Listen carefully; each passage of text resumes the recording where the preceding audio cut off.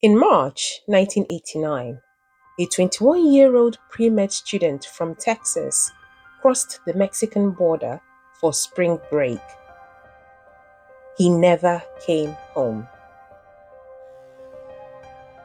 Mark Kilroy's disappearance triggered an international investigation that would uncover one of the most disturbing criminal operations on the US-Mexico border. What authorities found was not what they expected. This is a story about a missing student, a drug trafficking ring, and a violent distortion of religious practice that left at least 15 people dead.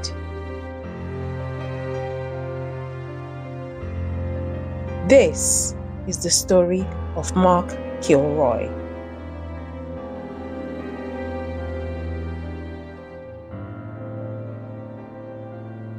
Mark James Kilroy was born and raised in Santa Fe, Texas, a small community southeast of Houston. By 1989, he was a junior at the University of Texas at Austin, studying pre-med. According to those who knew him, he was a good student with plans for medical school. In March 1989, Kilroy and three friends, Bill Huddleston, Bradley Moore, and Brent Martin, traveled to South Padre Island for spring break. This was a common ritual for college students at the time. South Padre Island sits at the southern tip of Texas, just miles from the Mexican border. The plan was simple: a week of relaxation before returning to school. On the night of March 13th, 1989, the four friends made a decision that thousands of spring breakers made every year. They crossed the border into Matamoros, Mexico, to visit the bars and clubs near the International Bridge. At the time, this was routine. The drinking age in Mexico was lower, and the bar scene in Matamoros was designed to attract American tourists. Mark Kilroy had no reason to think that that night would be different from any other. He was wrong. In the early hours of March 14th, 1989, Mark Kilroy and his three friends were walking through the streets of Matamoros after a night of bar hopping. As the crowds thinned and the group moved through the streets near the border area, they became separated.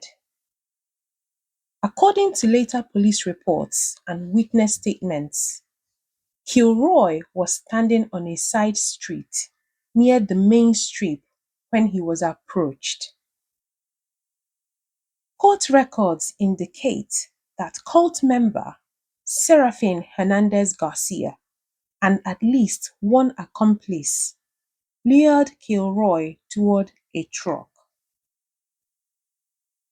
Once he was close enough, they grabbed him and forced him into the vehicle.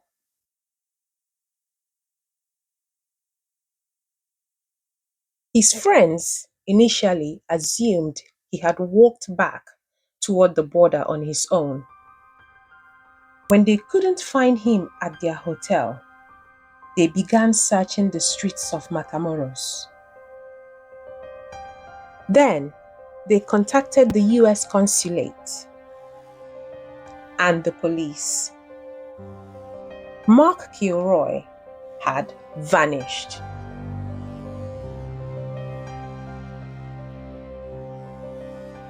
According to investigative reporting and trial testimony, Kilroy was driven from Matamoros through the back roads to a remote property known as Rancho Santa Elena.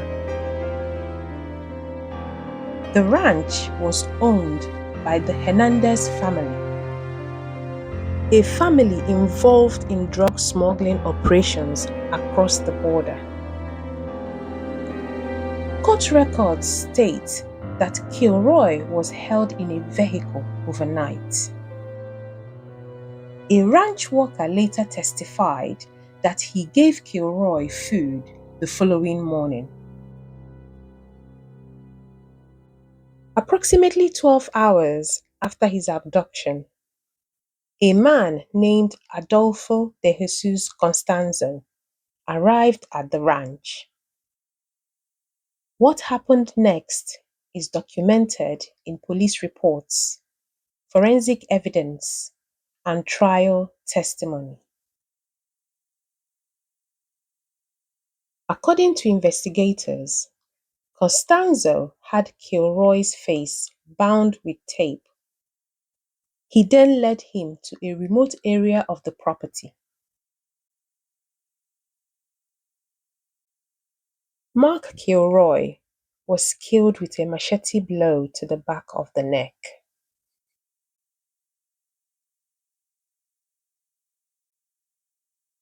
This method is consistent with the injuries documented in the autopsy report, but the killing was not the end. According to statements from cult members and physical evidence recovered later, Kilroy's body was mutilated after death. Parts of his body, including portions of his brain and spine, were removed for what investigators determined were ritual purposes. Mark Kilroy was not the first victim at Rancho Santa Elena, and according to the evidence that would later be uncovered, he was not the last. As his family searched for answers, authorities on both sides of the border began to close in on the truth. For weeks, Mark Kilroy's family and friends searched for answers. The US consulate in Matamoros was contacted, and the FBI became involved. Pressure mounted on Mexican authorities to find the missing American student. Throughout late March and early April 1989, a joint US-Mexican investigative teams increased their efforts. Roadblocks were set up on routes leading out of Matamoros to intercept drug trafficking. On April 9, 1989, a vehicle approaching one of these checkpoints failed to stop. The driver was Serafin Hernandez Garcia, a member of the Hernandez family drug organization. When he attempted to run the roadblock, police became suspicious.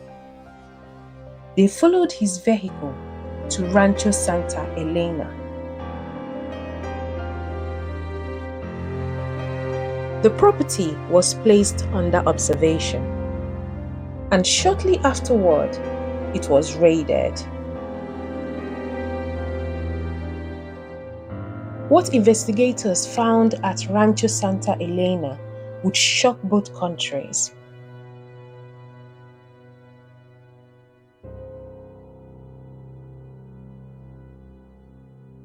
On April 11, 1989, at least one suspect in custody led police to multiple shallow graves on the property.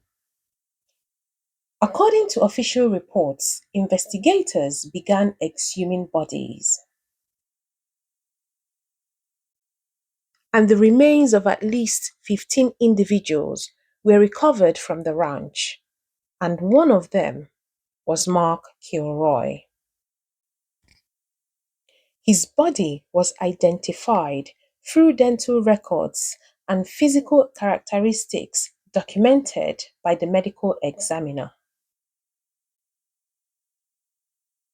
But the graves were not the only discovery.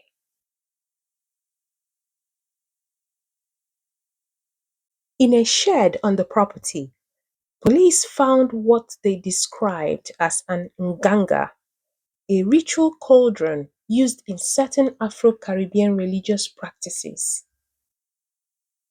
Inside the nganga, investigators documented human remains, including a human brain, animal parts, sticks, and other items consistent with ritual use.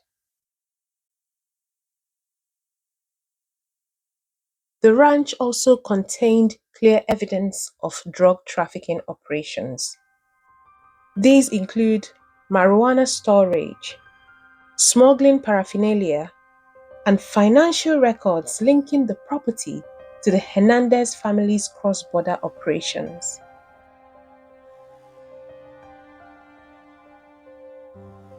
What had begun as a missing person case had become something far more complex. Investigators were now dealing with a drug trafficking organization that had incorporated extreme ritual violence into its operations. To understand what happened at Rancho Santa Elena, it is necessary to understand the man who orchestrated it. Adolfo de Jesus Constanzo was born in Miami, Florida in 1962. He was of Cuban descent and spent part of his childhood in both the United States and Mexico. According to biographical accounts and investigative reporting, Constanzo was exposed to Afro-Caribbean religious practices, including Santeria and Palo Mayombe, from an early age. By the late 1980s, Constanzo had established himself in Mexico City as a spiritual consultant. He offered rituals and spiritual services to his clients. According to multiple sources, they include drug traffickers and corrupt police officers. He called himself a palero, which means a practitioner of Palo Mayombe. Palo Mayombe is a legitimate Afro-Caribbean religion with roots in Central African spiritual practices brought to Cuba through the slave trade. It involves the use of an nganga, which is a sacred vessel containing earth, sticks, and bones through which practitioners communicate with spirits. In traditional practice, the bones are often obtained from cemeteries with appropriate rituals and permissions. What Constanzo practiced was not traditional Palo Mayombe. It was a violent criminal distortion. According to trial testimony from cult members, Constanzo began demanding live human victims. He claimed that incorporating human sacrifice into the rituals would strengthen the Nganga and provide supernatural protection for drug operations. He told his followers that the rituals would make them invincible to police, that their drug shipments would pass through checkpoints undetected, that they would be protected from law enforcement and rival traffickers. Court records indicate that by 1987 or 1988, Constanzo had formed a close relationship with the Hernandez family's smuggling organization.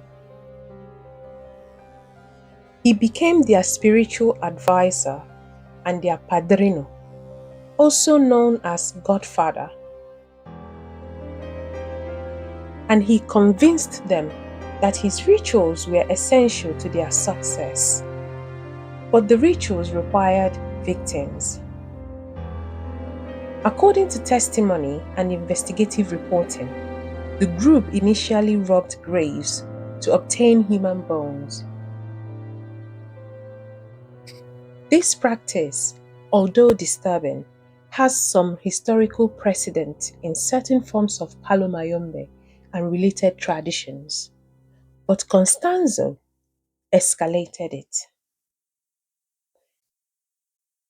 Trial testimony from cult members indicates that he began ordering kidnappings and murders. According to statements given to police, the victims were chosen for various reasons. Some were drug dealers or rivals.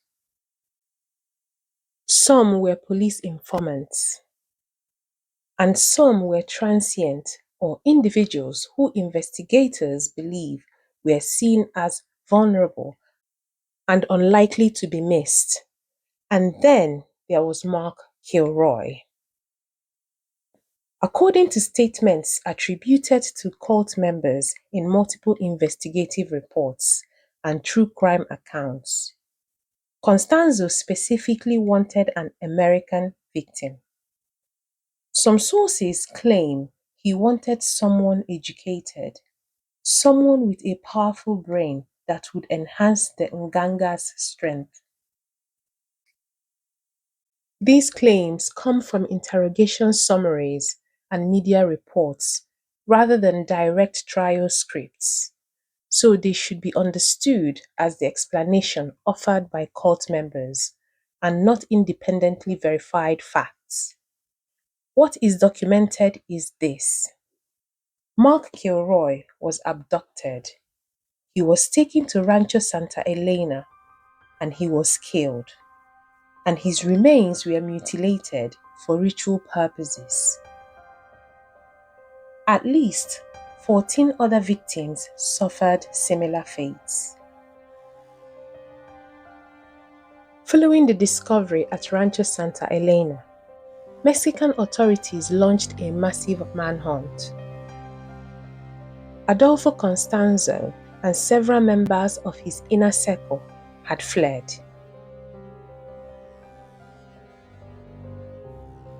Among those being sought was Sarah Aldrete, a woman often referred to in media reports as La Madrina, also known as the Godmother. Aldrete was a student at Texas Southmost College in Brownsville and had been romantically involved with Constanzo. According to trial testimony, she participated in the cult's activities and was present during at least some of the rituals. Constanzo and his closest followers fled to Mexico City, where they took refuge in an apartment. For weeks, they evaded capture. On May 6, 1989, Mexico City police received information about Constanzo's location. They surrounded an apartment building in the Cuauhtemoc neighborhood. What followed was a tense standoff. According to police reports and witness accounts, Constanzo realized he was trapped. Rather than surrender, he made a final decision.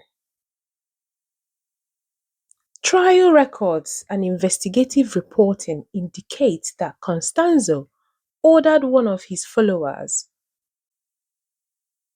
a man named Alvaro de Leon Valdez, to shoot him. Constanzo and other cult member Martin Quintana were killed in a closet by automatic weapon fire. When police entered the apartment, They found the bodies. They also found Sarah Aldrete, as well as several other cult members, alive. All were arrested. In the years that followed, Mexican courts prosecuted multiple members of the cult. The charges included murder, criminal association, drug trafficking, and related offenses. Sarah Aldrete was convicted of multiple murders and sentenced to more than 60 years in prison. This was the maximum effective sentence available under Mexican law at the time. Elio Hernandez and Serafin Hernandez Garcia, who were members of the Hernandez family drug organization, received similar sentences. Alvaro de Leon Valdez, who killed Constanzo and Quintana during the Mexico City siege, was convicted and sentenced to approximately 30 years, reflecting both his crimes and his cooperation with authorities. In total, around 14 individuals connected to Constanzo and the Hernandez organization were charged. Not all were tried for every murder, but multiple convictions were secured. Adolfo Constanzo never stood trial. He died in that Mexico City apartment in May 1989. Sarah Aldrete remains incarcerated in Mexico.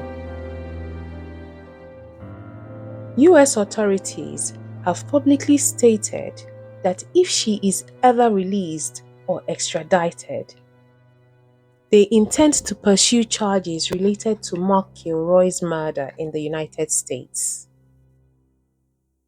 The Mark Kilroy case generated intense media coverage on both sides of the border, and with that coverage came distortion. Much of the contemporary report labeled the group as narco-satanistas, also known as narco-satanists. The phrase appeared in both Mexican and American media, often accompanied by sensational language about black magic, voodoo, and devil worship. But the evidence does not support the claim that this was a satanic cult. What Constanzo practiced was a criminally distorted version of Palo Mayombe, an Afro-Caribbean religion with legitimate historical and spiritual roots.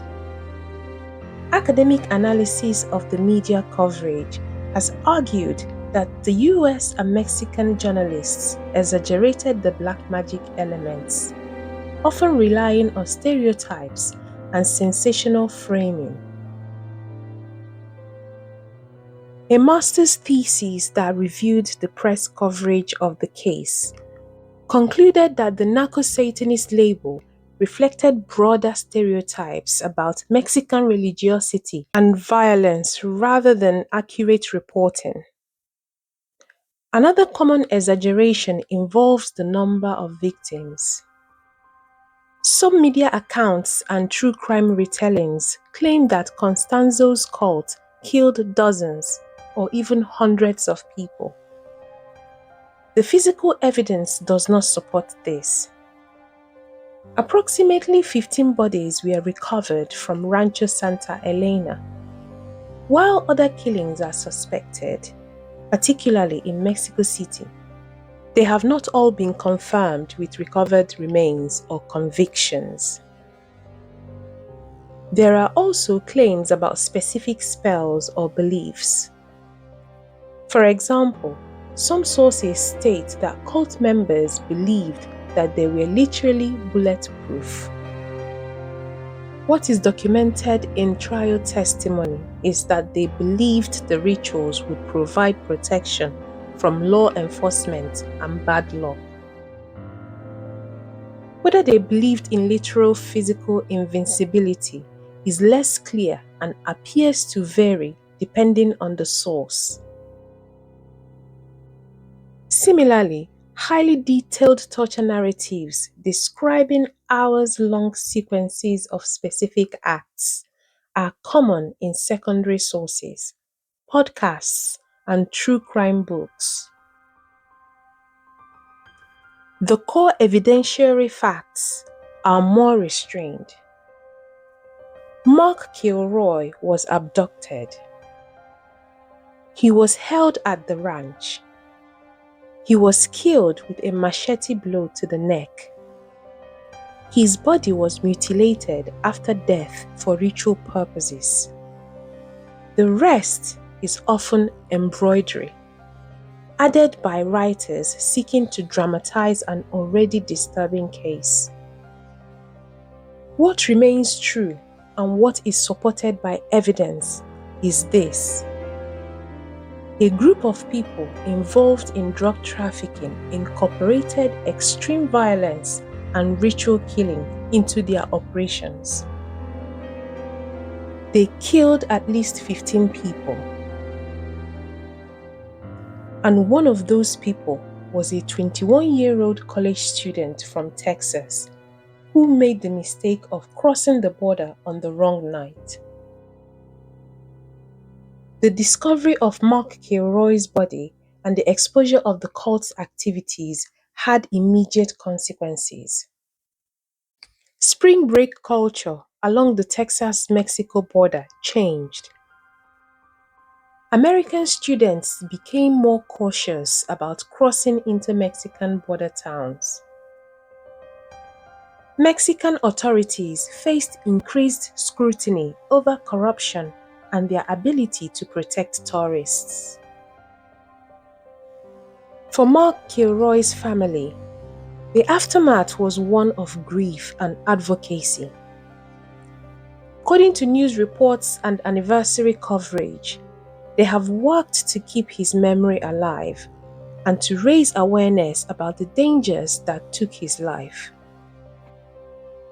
The case also had a lasting impact on how Afro-Caribbean religions were perceived in the United States and Mexico. Palo Mayombe, Santeria, and related practices faced increased stigma and suspicion. Despite the fact that what Constanzo practiced was a violent aberration, this does not represent how these traditions are practiced by millions of people. Academic scholars and religious practitioners have pointed out that conflating Constanzo's crimes with legitimate religious practice is both inaccurate and harmful. It perpetuates stereotypes and obscures the real dynamics of the case, which was a drug trafficking operation that used distorted ritual justifications for extreme violence. Over the years, the case has been the subject of books, documentaries, podcasts, and academic studies. It has become a fixture of true crime culture, often sensationalized, often misrepresented. But at the center of the case is a simple, tragic fact. Mark Kilroy went on spring break. He never came home.